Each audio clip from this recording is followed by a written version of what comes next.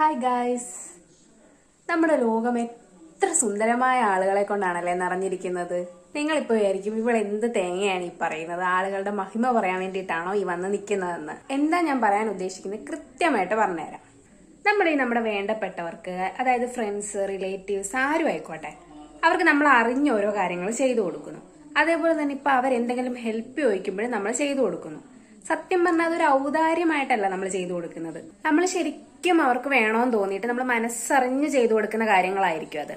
അവരിൽ നിന്ന് എന്തെങ്കിലും റിവാർഡ് പ്രതീക്ഷിച്ചുകൊണ്ടോ, അല്ലെങ്കിൽ അവർ താങ്ക്സ് മോളെ നല്ല രീതിയിൽ ചെയ്തു, അല്ലെങ്കിൽ മോനെ നല്ല ഹെൽപ്പാണ് ചെയ്തത് എന്നൊന്നും കേൾക്കാൻ വേണ്ടിയിട്ടല്ല ശരിക്കും നമ്മൾ ചെയ്തു കൊടുക്കുന്നത്. നമ്മൾ സത്യം പറഞ്ഞാൽ അത് ചെയ്തു കൊടുക്കുമ്പോഴെന്ന് പറഞ്ഞു കഴിഞ്ഞാൽ അവരുടെ ആ കാര്യം നടന്നല്ലോ എന്നുള്ളൊരു ഹാപ്പിനെസ് ആയിരിക്കും നമുക്ക്. അല്ലാതെ നമ്മൾ ബുദ്ധിമുട്ടിയതോ ഒന്നും നമുക്കത് അത്ര വിഷയം ഉണ്ടായിരിക്കത്തില്ല.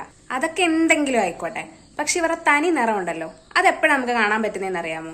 ഇവരെന്തെങ്കിലും ഒരു കാര്യം നമ്മളോട് ആവശ്യപ്പെടുന്നു ചെയ്യാൻ വേണ്ടിയിട്ട്. നമ്മുടെ സിറ്റുവേഷൻ കാരണം ചിലപ്പോൾ നമുക്കത് ചെയ്തു കൊടുക്കാൻ പറ്റിയെന്ന് വരില്ല. ആ നിമിഷം മുതലുണ്ടല്ലോ ഇവർക്ക് എന്തോ അമ്നേഷ്യ ബാധിച്ചതുപോലെയാണ്.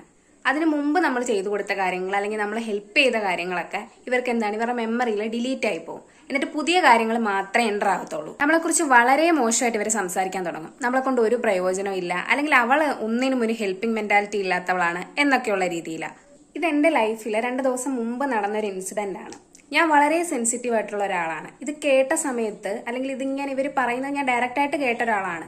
ഇത് കേൾക്കുന്ന സമയത്ത് എനിക്ക് വളരെ വിഷമം തോന്നി. സത്യം പറഞ്ഞാൽ അവരിൽ നിന്ന് ഞാൻ അങ്ങനെ ഒന്നും അല്ല പ്രതീക്ഷിച്ചിരുന്നത്. ആ കേട്ട മൊമെന്റ് കഴിഞ്ഞിട്ട് ഒരു മണിക്കൂർ കഴിഞ്ഞപ്പോൾ ഞാൻ അതിനെപ്പറ്റി ഡീപ്പായിട്ടൊന്ന് ചിന്തിച്ചു. അപ്പൊ എനിക്ക് മനസ്സിലായ ഒരു കാര്യമുണ്ട്. ആർക്കെങ്കിലും വേണ്ടിയിട്ട് നമ്മൾ എന്തെങ്കിലും ചെയ്യുമ്പോഴും അവരിൽ നിന്നൊന്നും പ്രതീക്ഷിക്കാൻ നമ്മൾ ചെയ്തു കൊടുക്കുക. നമ്മളെ കൊണ്ട് പറ്റുന്ന ടൈമില പറ്റുന്ന കാര്യങ്ങൾ ചെയ്യുക. ഇപ്പൊ അവരെന്തെങ്കിലും പറഞ്ഞാൽ നമുക്ക് ചെയ്യാൻ പറ്റിയില്ലെങ്കിൽ ഓക്കെ, ചെയ്യാൻ പറ്റിയില്ല. അവർ ചിലപ്പോൾ നമ്മുടെ മുന്നിൽ നിന്ന് പറയും, നമ്മുടെ പിന്നിൽ ഇരുന്നുകൊണ്ട് പറയും. അത് ഒരു ചെവി കൂടെ കേട്ട് മറ്റേ ചെവി കൂടെ കളയുക. മനസ്സിലേക്ക് കേറ്റാൻ നിൽക്കരുത്.